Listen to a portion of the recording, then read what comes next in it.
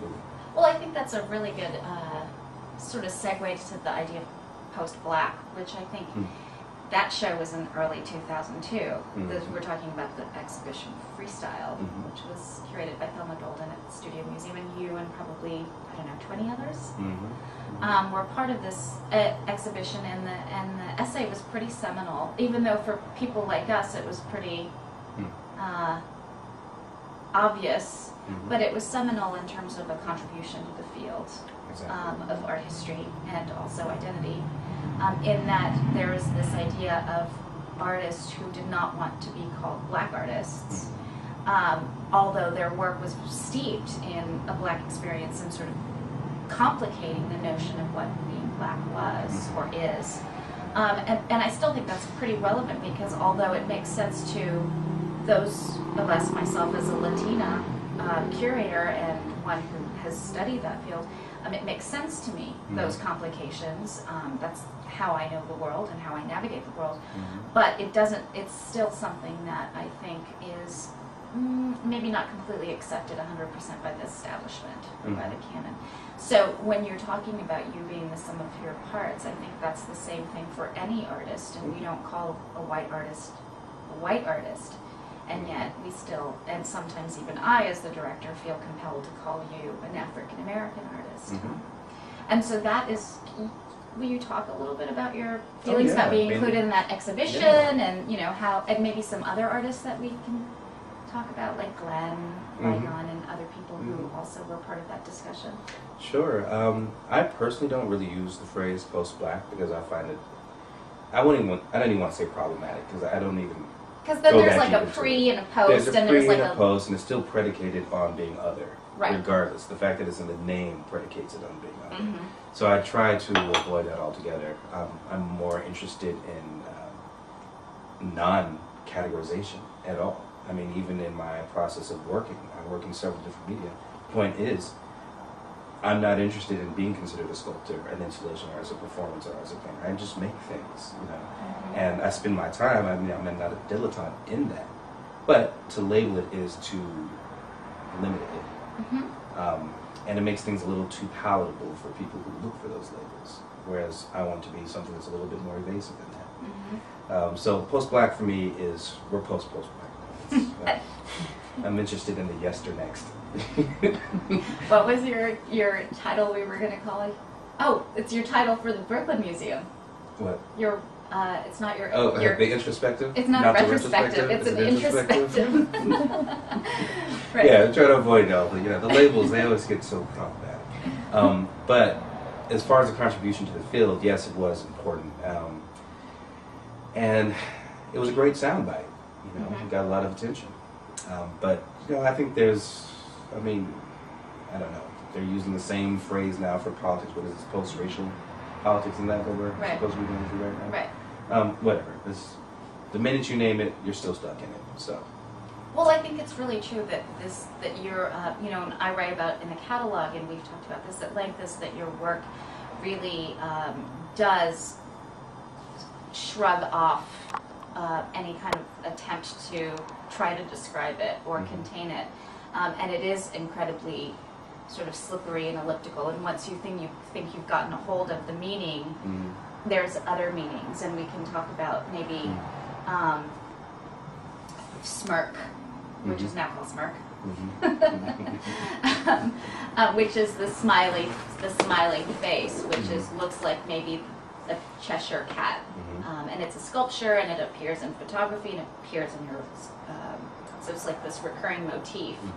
But then there's also, you can sort of do a 360 or 180. 180. 90. 45. You can do like a 36.5-ish. And then there's, you know, blackface and the minstrelsy and the big red lips and the kind of sting that comes along with that.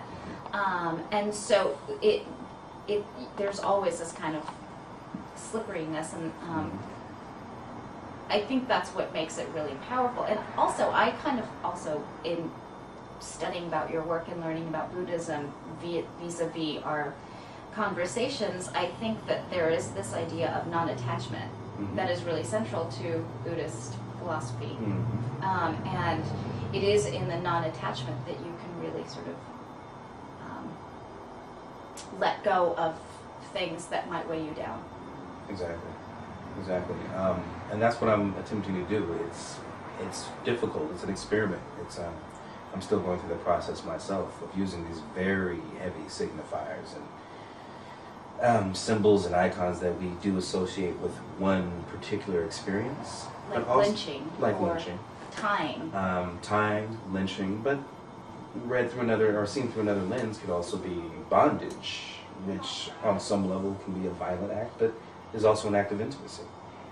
And it's somewhere in between these opposites that I'm looking to navigate. Once again, to elude being easily categorized. And the work itself, I think, is starting to do that. The more confused I am while making a piece now, the more successful it is to me, regardless of what it ends up looking like.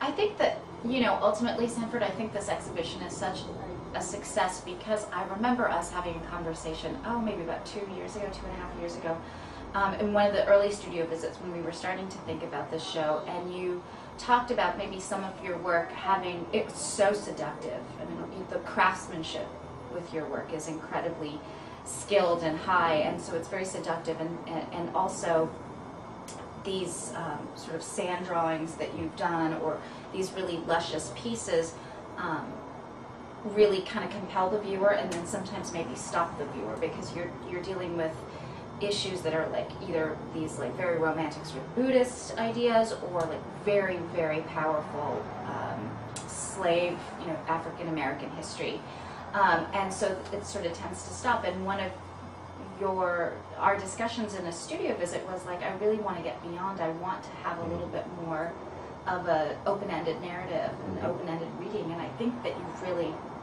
from some of your works maybe 5 years ago to now, you've really accomplished that. And I think in an as of yet to be seen sculpture that is in the making as we speak, that really kind of, if you think about that as a post, versus maybe the,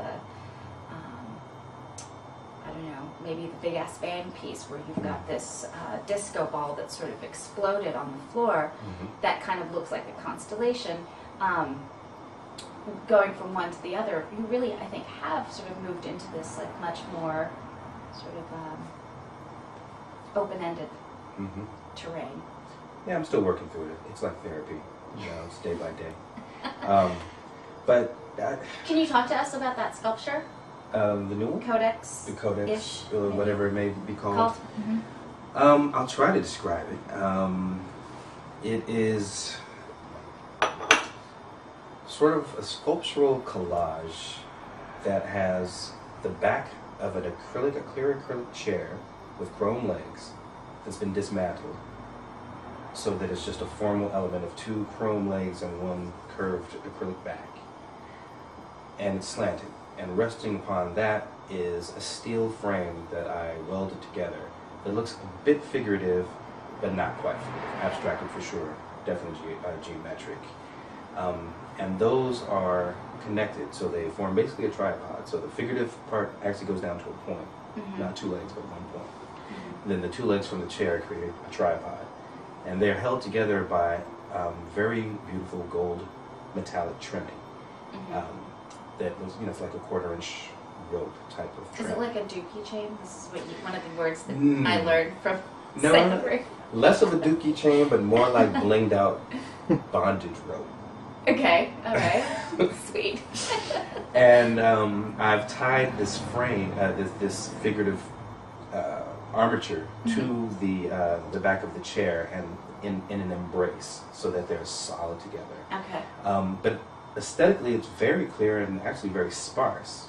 But as I've tied it together, I've crisscrossed the trimming in such a way that it creates a very intricate pattern along the back of this figure, which looks on some levels like a sacred geometric diagram. Right. On some levels, it looks like a constellation connecting the dots. And on a very big level, it refers to this image that I've shown you of a slave. It's a very famous image, actually. It's the back of a slave that is completely riddled with lashings, and the scar and keloid has grown so large that it creates a huge pattern of X's and crosses on his back. So that's really what